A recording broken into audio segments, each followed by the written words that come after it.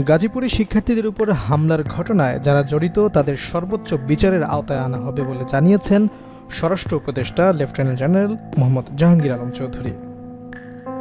তিনি বলেছেন, তাদের যাতে সর্বোচ্চ শাস্তি হয় সে ব্যবস্থা করা হবে।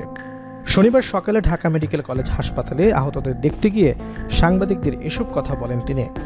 তার আগে আহত ছাত্রদের খোঁজ খবর নেন স্বরাষ্ট্র উপদেষ্টা।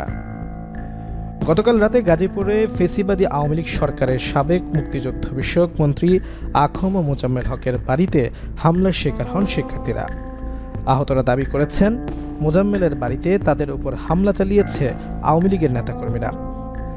শুক্রবার রাত 10:30টার দিকে এই ঘটনা ঘটে বলে জানিয়েছেন স্থানীয়রা। এ ঘটনার পর রাতে ফেসবুকে পোস্ট দেন বৈষম্যবিরোধী ছাত্র আন্দোলনের সমন্বয়ক সার্জিস আলম।